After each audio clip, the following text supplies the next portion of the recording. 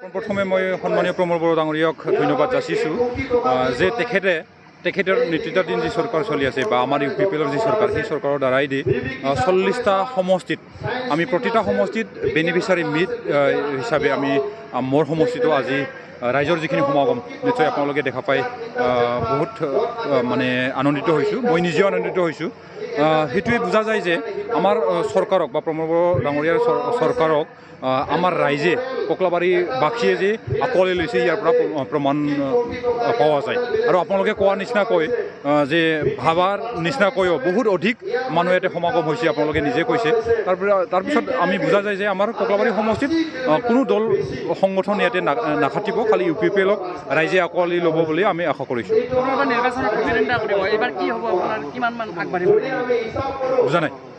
আপুনি নিৰ্বাচন খেলিব ককলাবাৰীৰ পৰা হয়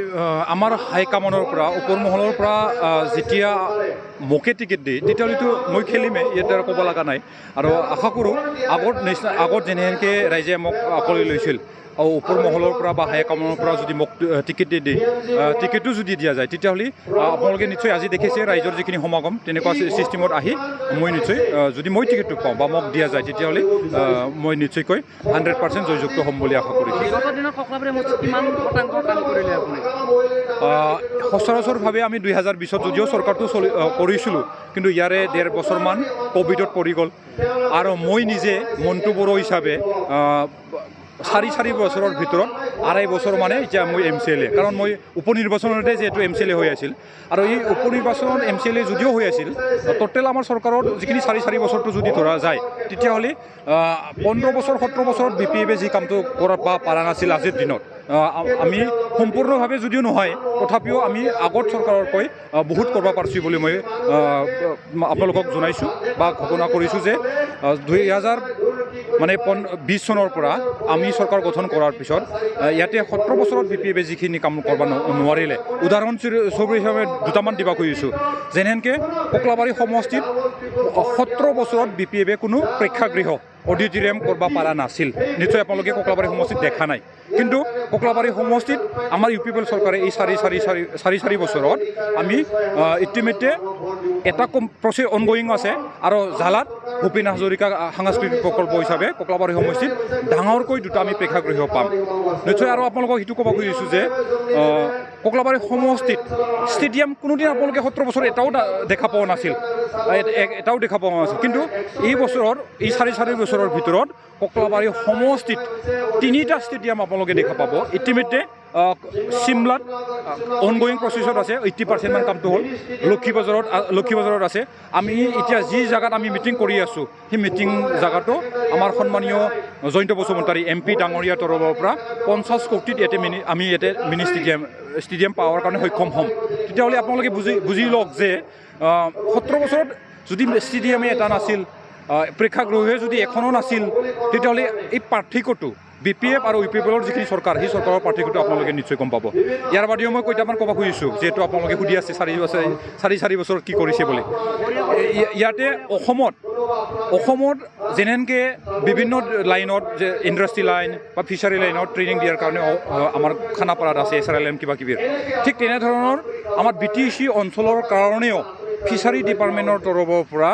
যিখিনি BTC অঞ্চলত যিমানখিনি জনগোষ্ঠী আছে তেওঁলোকক স্বাৱলম্বী কৰাৰ কাৰণে 13,35 লাখত এটা ফিচাৰী ডিপাৰ্টমেণ্টত ট্ৰেইনিং চেণ্টাৰ কাম মানে যিখিনি আমাৰ শিক্ষা দিয়া হ'ব ফিচাৰী লাইনত ইয়াতে আমাৰ ককলাবাৰীতে পাম আৰু ইতিমধ্যে আপোনালোকে নিশ্চয় গম পাইছে যোৱা 3-4 মাহমান আগত আমাৰ ইয়াতে ইণ্ডাষ্ট্ৰি এৰিয়াৰ কাৰণে খামাৰদিছা লক্ষীবাজাৰৰ 50 বিঘাৰ কাৰণে এটা টেণ্ডাৰ হৈ গৈছে য'ত নেকি 17 কোটি প্ৰায় 55 লাখ ইতিমধ্যে টেণ্ডাৰটো শেষ হ'ল লেণ্ড এলটমেণ্টও দিয়া হ'ল আৰু এই 17 কোটি 55 লাখ ইণ্ডাষ্ট্ৰি লাইনৰ তৰফৰ পৰাও BTC অঞ্চলত যিমানখিনি জনগোষ্ঠী আছে আনএমপ্লয়ী তেওঁলোকক এই BTC ককলাবাৰী সমষ্টিত ইণ্ডাষ্ট্ৰি লাইনত আমি ট্ৰেইনিং দিম ভকেচনেল যিখিনি ট্ৰেইনিং সেই ভকেচনেল ট্ৰেইনিং দিয়াৰ কাৰণে আমি সক্ষম হ'ম ইয়াতে আমাৰ ককলাবাৰী সমষ্টিত যিমানখিনি বসবাস কৰা ৰাইজ আছে তেওঁলোকেতো সেই সুবিধাটো ল'ব পাৰিব আৰু এটা মই আপোনালোকক ক'ব খুজিছোঁ যে কোনোদিন ককলাবাৰী সমষ্টিত বা BTCতে আয়ুৰ্বেদিক যি আয়ুষ হস্পিটেল নাছিল আপোনালোকে নিশ্চয় গম পাইছে 1 মাহ 2 মাহমান হ'ল কামটো আৰম্ভ কৰিছে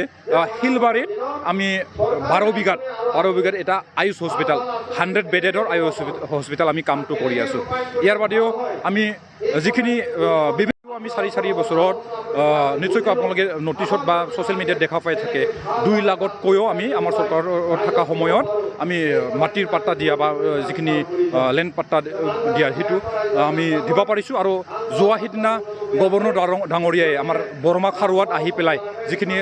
2.0 যিখিনি বৈষম্যতি আৰম্ভ কৰি দিলে সেই আৰম্ভ কৰাত ককলাবাৰী সমষ্টিৰ পৰাও বৰখাগৰা দৈলাজান ভেগুৰি তেনেকুৱা জাগাৰ পৰা লেণ্ড পাট্টাটো তেওঁলোকে পাবা সক্ষম হ'লে যেনেকৈ শিৱসাৰে আমাৰ তাতে প্ৰথমত 2020 চনত যেতিয়া তেখেতে প্ৰতিনিধিত্ব কৰিছিল সেই সময়ত তেখেতে কথা দিছিল এই কথাৰ মৰ্মে আজিৰ দিনত আমি প্ৰায়ভাগ যিখিনি আমাৰ যিখিনি প্ৰতিশ্ৰুতি আছিল সেই প্ৰতিশ্ৰুতিটো প্ৰায়ভাগ পূৰণ কৰিব পাৰিছে বুলি মই মানে কিবা কৰিছোঁ আৰু